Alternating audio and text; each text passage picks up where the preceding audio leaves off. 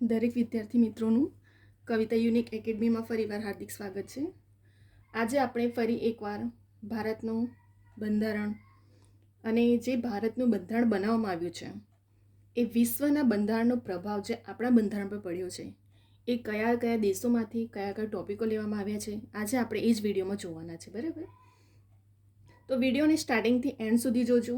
બરાબર, એમ પણ ભારતનું બંધારણ આપણે એક નાગરિક છે એના એકોર્ડિંગ આપણને ખબર હોવું જોઈએ કે ભારતનું જે બંધારણની રચના થઈ એ બંધારણની રચનામાં કયા ટોપિકો અને કયા દેશો પાસેથી લેવામાં આવ્યા છે. કેમ કે આ ક્વેશ્ચનો 1 થી 2 માર્ક્સના કમ્પલસરી જીપીએસસીથી લઈને ક્લાસ 3 સુધીની એક્ઝામમાં પૂછાય છે. બરાબર, તો જે પ્રશ્નો ઘડીએ રિપીટ થાય છે રિવિઝન માટે પણ આપણા માટે ઇમ્પોર્ટન્ટ છે. પ્લસ જો પૂછાય છે તો એ આઈએમપી હશે. બરાબર, આપણા માટે ઇમ્પોર્ટન્ટ હશે સ્ટુડન્ટ્સ માટે. એટલા માટે જ પેપર સેટરો આવા 1-2 ક્વેશ્ચનો બરાબર મૂકતા હોય છે.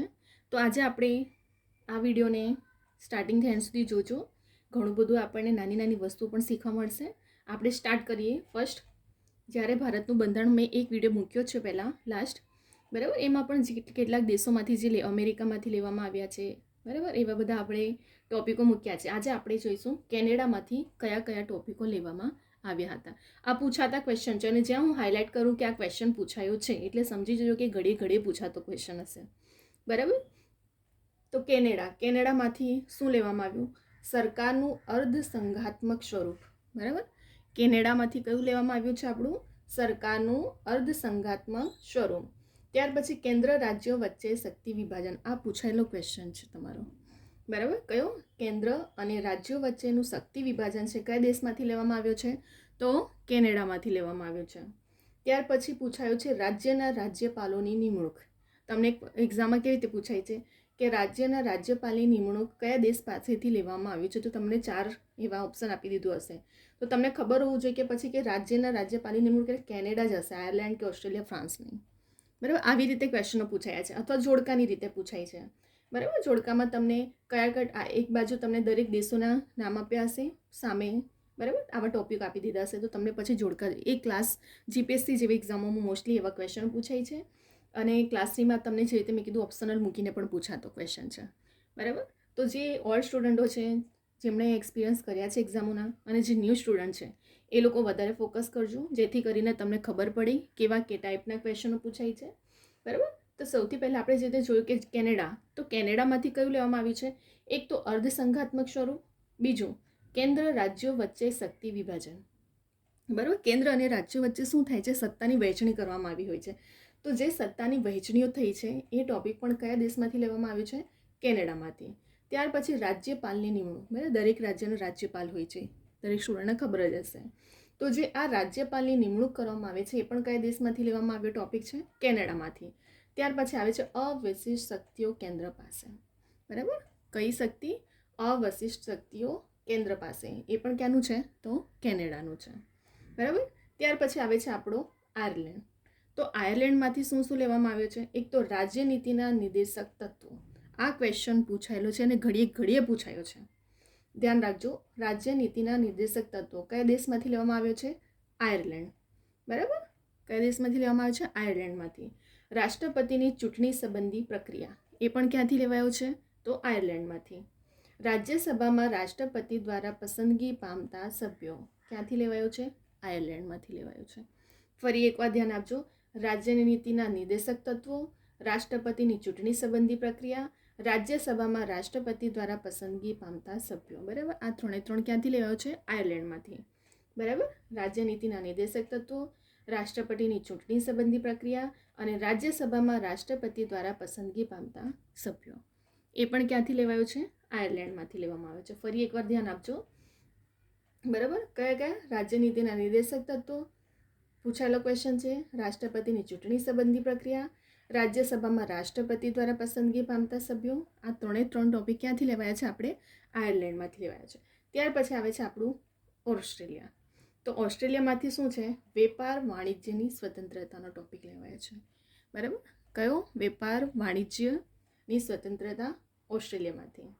સંયુક્ત યાદી અને સમવર્તી સૂચાઈ, આ પૂછાયેલો ક્વેશ્ચન છે.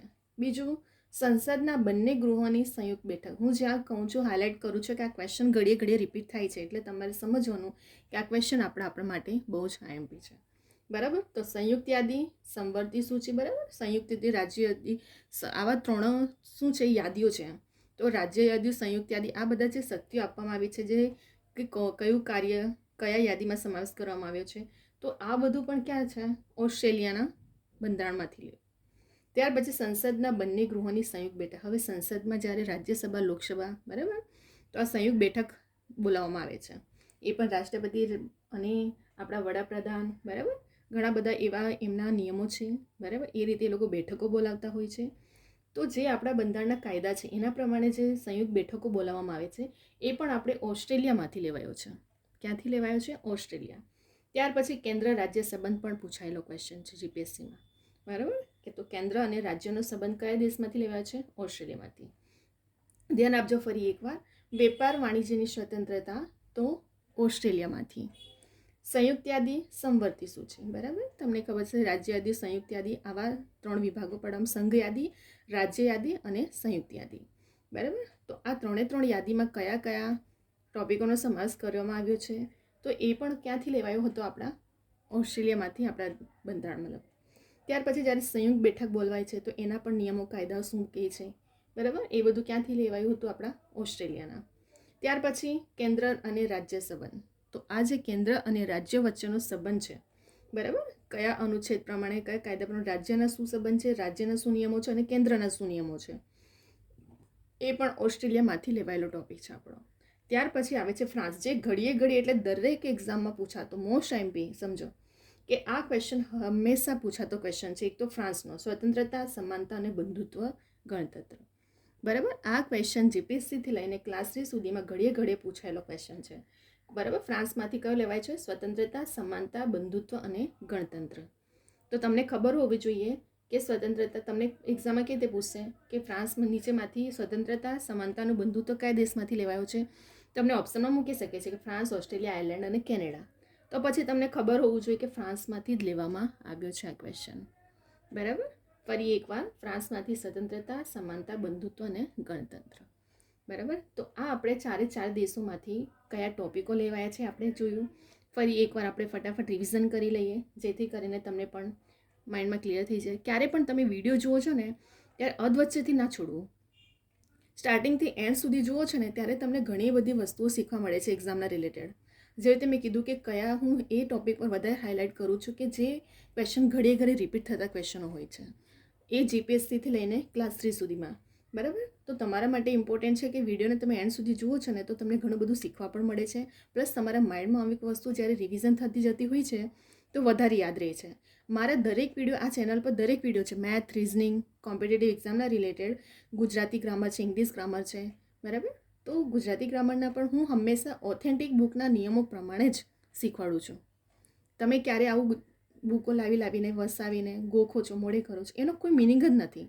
તમે હંમેશા હાર્ડ પ્રિપરેશન ને સ્માર્ટલી પ્રિપરેશન કરતાં શીખો, બરાબર. તો સ્માર્ટલી પ્રિપરેશનનું મિનિંગ શું હોય છે કે તમને ઘડીએ ઘડી આવી રીતે બધી બુકો લાવીને વસવાનું કોઈ મિનિંગ જ નથી. તમે ફક્ત નિયમને પકડો અને નિયમ પ્રમાણે તમે જ્યારે શીખો છો ત્યારે તમને ગમે ત્યાંથી પેપર સેટર ક્વેશ્ચન મૂકીએ તો તમને આવડશે ને આવડશે, બરાબર. તો એવી જ રીતે આજે આપણે મેથ રિઝનિંગના પણ મેં ઘણા short trick, short method plus ફોર્મ્યુલાને એકોર્ડિંગ મૂક્યા છે. અને આજે આપણે ભારતના બંધારણ પર કેનેડા, આયર્લેન્ડ, ઓસ્ટ્રેલિયા, ફ્રાન્સના દેશોમાંથી કયા, લાસ્ટ વિડીયોમાં બીજા બધા દેશોમાંથી લેવાયા હતા એ ટોપિકો પર બનાવ્યો હતો. હજી આપણે એક નેક્સ્ટ વિડીયો જોઈશું જેમાં બીજા પણ દેશો છે, એમાંથી કયા ટોપિકો પૂછાયા છે અને લેવાયા છે. મોસ્ટ આઈએમપી છે. આ ટોપિકો ઘડીએ ઘડીએ પૂછાય છે, એટલે યાદ રાખજો. 1 થી 2 માર્ક્સ કવર કરવા માટે તમને આ વિડીયો આઈએમપી છે. ફરી એકવાર ફટાફટ જોઈ લઈએ. કેનેડા, તો કેનેડામાંથી શું લેવાયું છે? એક તો સરકારનું અર્ધસંઘાત્મક સ્વરૂપ, કયા દેશમાંથી લેવાયો છે? કેનેડામાંથી. કેન્દ્ર અને રાજ્યો વચ્ચે શક્તિ વિભાજન, ક્યાંથી આવ્યો છે? કેનેડામાંથી. રાજ્યના રાજ્યપાલોની નિમણૂક, એ પણ ક્યાંનું છે? કેનેડાનું છે. અવશિષ્ટ શક્તિઓ કેન્દ્ર, રાજ્યના રાજ્યપાલોની નિમણૂક અને કેન્દ્ર રાજ્યો વચ્ચે શક્તિ વિભાગ, આ બંને ટોપિકો ઘડીએ ઘડીએ પૂછાયા છે. કયા દેશમાંથી લેવાયો છે? કેનેડામાંથી. ત્યાર પછી આવે છે આપણો આયર્લેન્ડ. તો આયર્લેન્ડમાંથી રાજ્યનીતિના નિર્દેશક તત્વો, આ ક્વેશ્ચન ઘડીએ પૂછાયેલો છે, બરાબર. ક્યાંથી? રાજ્યનીતિના નિર્દેશક તત્વો આયર્લેન્ડમાંથી. રાષ્ટ્રપતિની ચૂંટણી સંબંધી પ્રક્રિયા. રાજ્યસભામાં રાષ્ટ્રપતિ દ્વારા પસંદગી પામતા સભ્યો. બરાબર, ક્યાંથી લેવાયો છે? આયર્લેન્ડમાંથી. ફરી એકવાર, રાજ્યનીતિના નિર્દેશક તત્વો, રાષ્ટ્રપતિની ચૂંટણી સંબંધી પ્રક્રિયા, રાજ્યસભામાં રાષ્ટ્રપતિ દ્વારા પસંદગી પામતા સભ્યો. એ બધું ક્યાંથી લેવાયો છે? આપણો આયર્લેન્ડમાંથી લેવાયો છે. ત્યાર પછી આવે છે ઓસ્ટ્રેલિયા. બરાબર, તો ઓસ્ટ્રેલિયામાંથી વેપાર વાણિજ્યની સ્વતંત્રતા ક્યાંથી લેવાયો છે? આપણો ઓસ્ટ્રેલિયામાંથી. સંયુક્ત યાદી સંવર્તી સૂચિ ક્યાંથી લેવાયો છે? તો ઓસ્ટ્રેલિયામાંથી. સંસદના બંને ગૃહોની સંયુક્ત બેઠક ક્યાંની છે?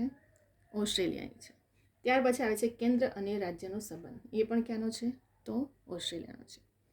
ફરી એકવાર ફટાફટ ધ્યાન લઈ લઈએ.